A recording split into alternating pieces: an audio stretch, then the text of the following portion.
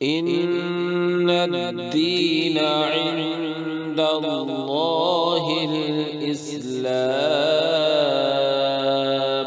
الحمد لله رب العالمين، والصلاة والسلام على سيد الأنبياء والمرسلين وعلى آله وأصحابه أجمعين. أما بعد، فأعوذ بالله من الشيطان الرجيم. بسم الله الرحمن الرحيم. قال الله تبارك وتعالى: ومن يؤت الحكمة فقد أوتي خيرا كثيرا. وقال عليه الصلاة والسلام: من يرد الله به خيرا يفقهه في الدين، او كما قال نبينا صلی اللہ علیہ وسلم.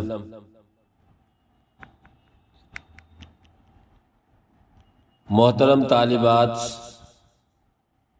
اور معلمات، میری پیاری بچیوں، اللہ جل جلالہ وعم نوالہ نے ہم سب کو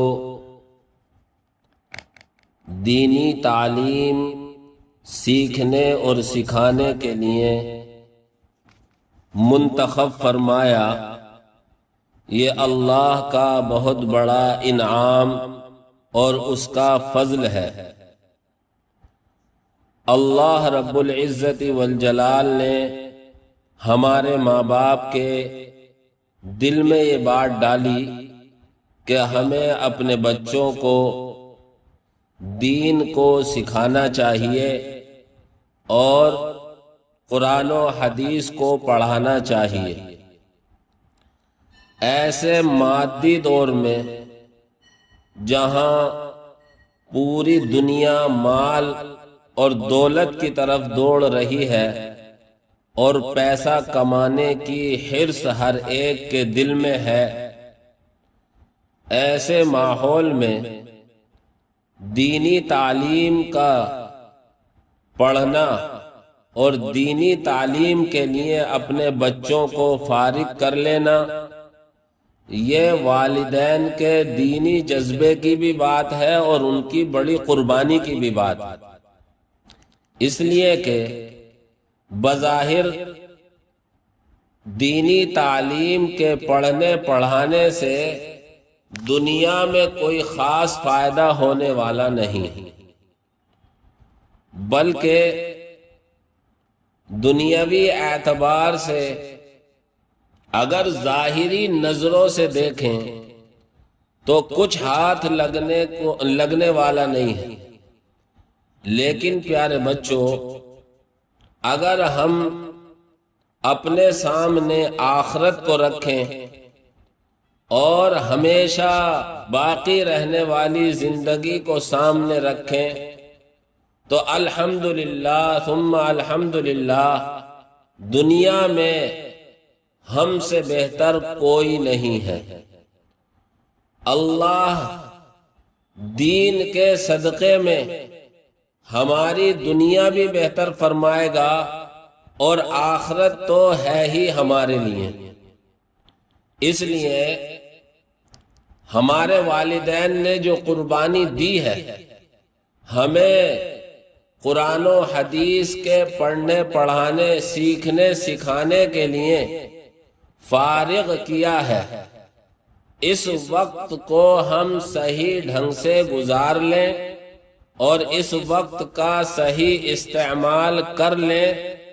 اس کے لیے میں آپ حضرات کے سامنے اختصار کے طور پر 10 باتیں ذکر کرنے جا رہا ہوں. میں بھی ان 10 باتوں کا محتاج ہوں، آپ بھی ان 10 باتوں کی محتاج ہیں، اور ہر پڑھنے پڑھانے والے کو یہ 10 باتیں ذہن میں رکھنی چاہیے تاکہ ہم اپنے مقصد میں کامیاب ہوں. سب سے پہلی بات ہے نیت کو خالص رکھنا، یعنی ہمارے اس پڑھنے پڑھانے کا مقصود صرف اور صرف اللہ کی رضا اور اللہ کی خوشنودی ہو، اللہ کے احکام کو سیکھ کر اللہ رب العزت والجلال کے بھیجے ہوئے نبی حضرت محمد الرسول اللہ صلی اللہ علیہ وسلم کی تعلیمات کو سیکھ کر ان کے مطابق زندگی گزاریں گے اور اپنی آنے والی نسلوں کو بھی اس پر تیار کریں گے۔ اس لیے ہر پڑھنے پڑھانے والے کے لیے ضروری ہے کہ سب سے پہلے اپنی نیت کو خالص کرے۔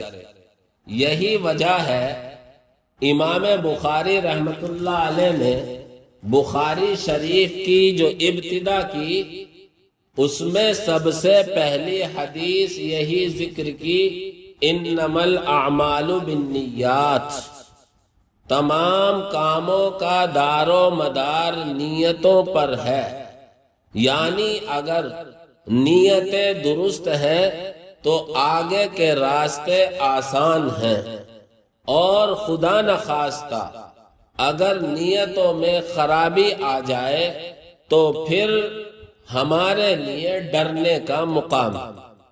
اس لیے سب سے پہلے اپنی نیتوں کو صاف کریں، اور ہمارے پڑھنے پڑھانے کا مقصود صرف اللہ اور اس کے رسول کو راضی کرنا، اللہ کے حکموں کے مطابق اپنی زندگی گزارنا، اور دوسرے اپنے بھائی بہنوں کو اسی کے مطابق زندگی گزارنے پر آمادہ کرنا۔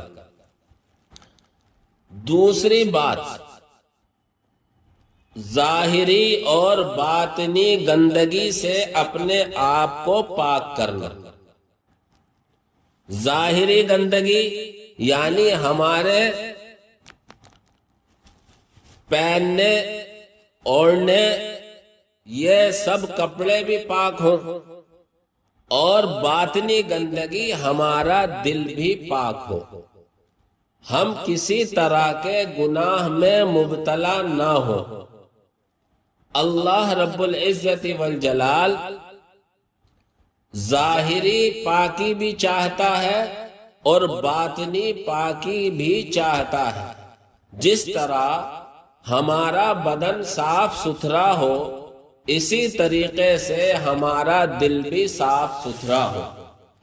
یاد رکھیں، قرآن و حدیث کا علم ایک نور ہے، ایک پاکیزہ چیز ہے، لہذا وہ گندے دل کے اندر نہیں آ سکتا۔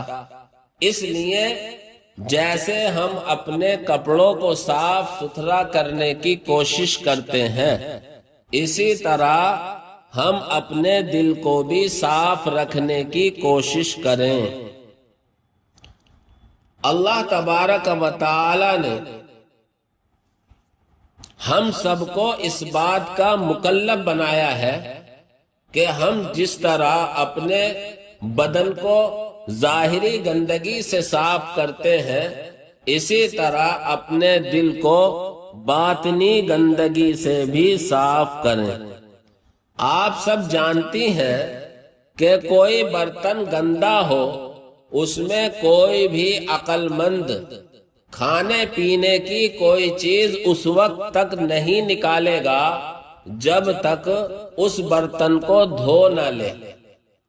اسی طرح میری پیاری بچیوں، ہمارے دل کی گندگی بھی صاف ہونی چاہیے، تبھی اللہ کے قرآن، اللہ کے کلام اور نبی پاک صلی اللہ علیہ وسلم کی احادیث کا نور ہمارے دل میں آئے گا۔ اسی لیے علامہ اقبال رحمۃ اللہ علیہ نے ایک شعر کہا، ہم تو مائل بکرم ہے کوئی سائل ہی نہیں، ہم تو مائل بکرم ہے کوئی سائل ہی نہیں، راہ دکھلائیں کسے کوئی راہ روے منزل ہی نہیں۔ ایک علامہ اقبال کی کتاب ہے شکوہ جواب شکوہ، اس کا یہ شعر ہے علامہ اقبال رحمت اللہ علیہ نے اس میں یہی بات کہی ہے کہ آدمی کو اپنا بدن اور دل صاف کر کے اللہ سے مانگنا چاہیے، تو پھر اللہ تبارک و تعالی دے گا۔ اس لیے دوسری بات ضروری ہے کہ ہم اپنے آپ کو ظاہری اور باطنی گندگی سے پاک اور صاف رکھیں۔ علم کے حاصل کرنے کے لیے تیسری ضروری بات یہ ہے کہ ہم اساتذہ کا ادب و احترام کریں، اپنی استانیوں کا ادب و احترام کریں۔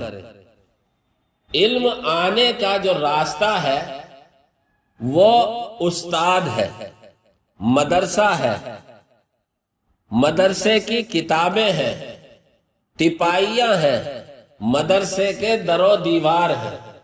اس لیے ہم سب کے لیے ضروری ہے کہ ہم اپنے استادوں کا، اپنی استانیوں کا بھی ادب و احترام کریں، مدرسے کے سامان کا اور مدرسے کی چیزوں کا بھی ادب و احترام کریں، یعنی ان کو نقصان نہ پہنچائیں۔ اور استادوں کے سامنے، اپنی معلمات کے سامنے اس ڈھنگ سے بیٹھے کہ ہمارے بیٹھنے میں بے ادبی نہ نکلتی ہو۔ مثال کے طور پر چار زانوں نہیں بیٹھنا چاہیے، یا کوئی ایسی حرکت استادوں کے سامنے اور اپنی استانیوں کے سامنے نہیں کرنی چاہیے جس سے بے ادبی ٹپک رہی ہو۔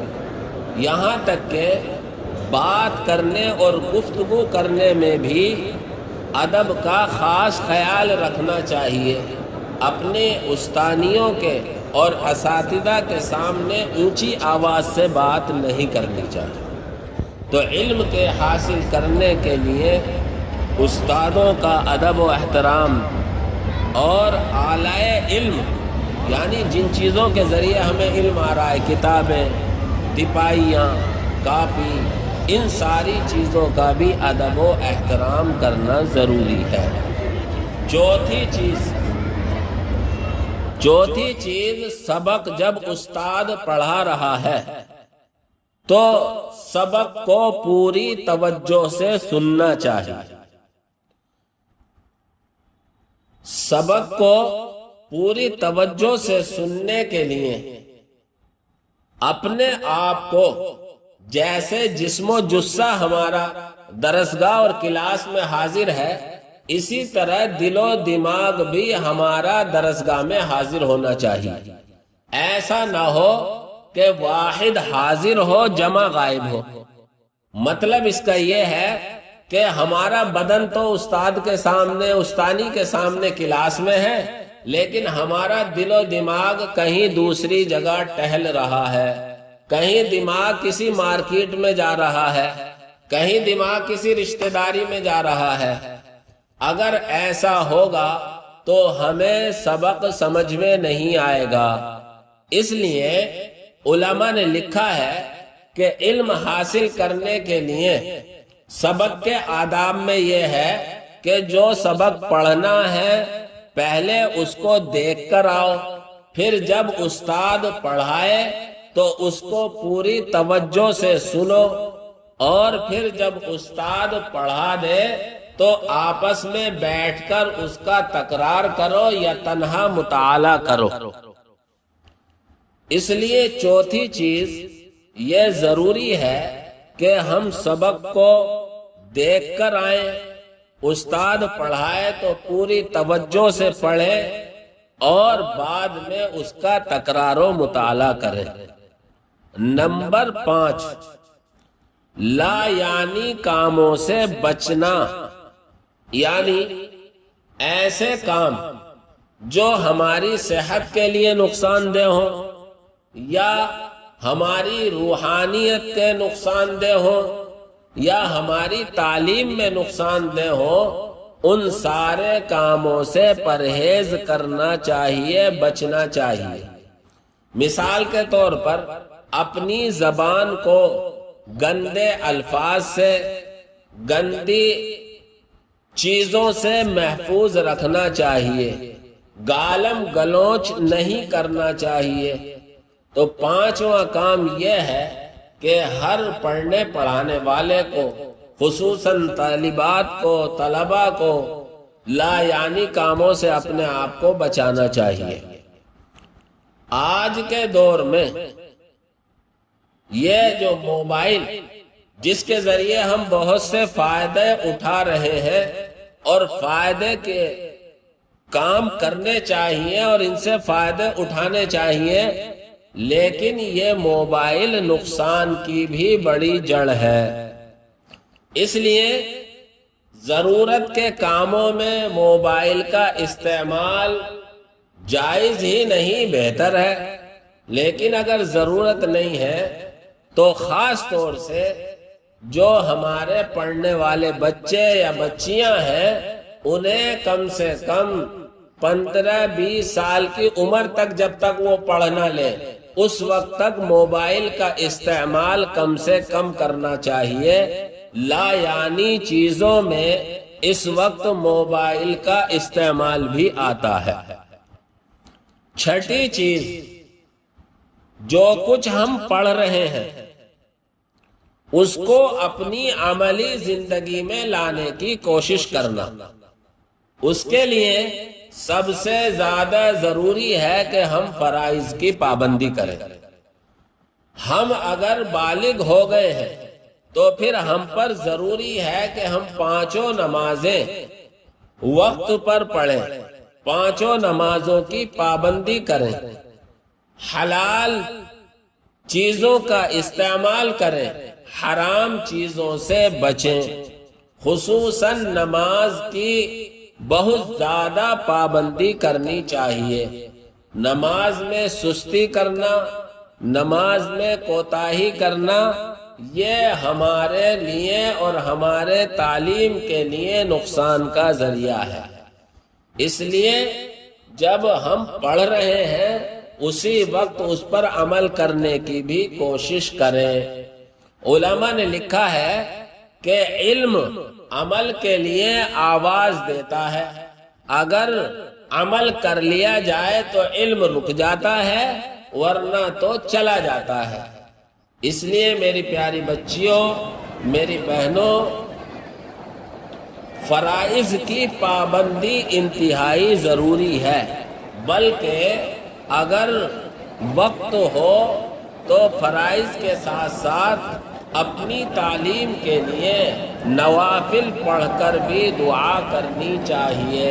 صلاۃ الحاجت اگر توفیق ہو جائے تو روزانہ 2 رکعت پڑھ کر اللہ سے مانگنا چاہیے، خصوصاً اپنی تعلیم کے لیے کہ اے اللہ ہمیں جو توفیق تو نے تعلیم کی دی ہے اس پر ہم پورے طرح عمل کرنے والے بھی ہوں اور اس کے مطابق زندگی گزارنے والے بھی ہوں۔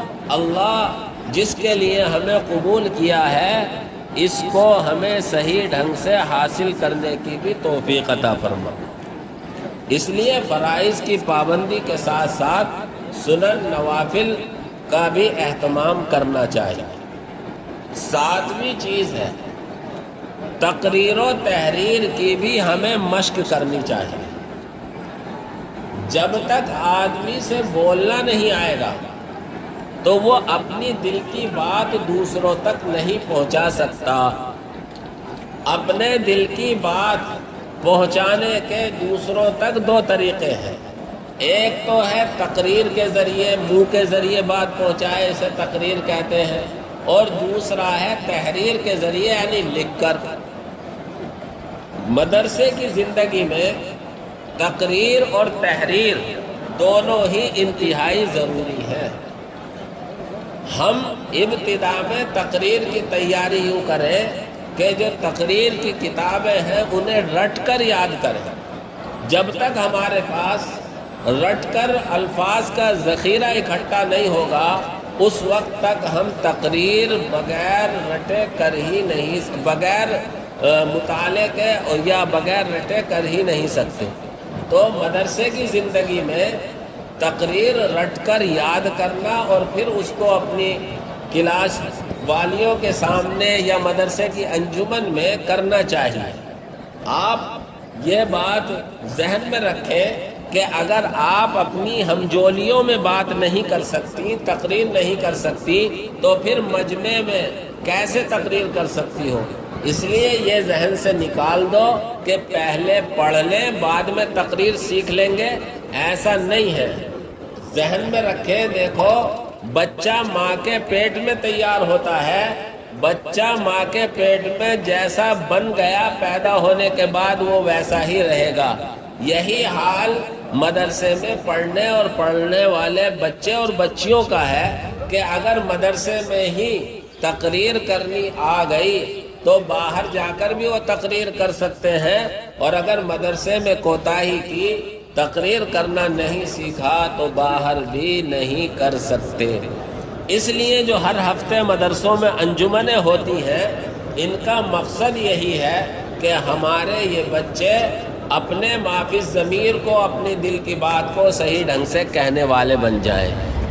حدیث ہے ان من البیان لسحرا، بعض بیان جادو اثر ہوتے ہیں، انسان اپنی باتوں کے ذریعے لوگوں کے دلوں کو موہ لیتا ہے۔ اس لیے جو انجمنیں ہوتی ہیں ان میں پابندی سے تقریر یاد کر کے تقریر کرنی چاہیے، اور اپنی جو جھجک ہے، ہچکچاہٹ ہے، اس کو ختم کرنا چاہیے۔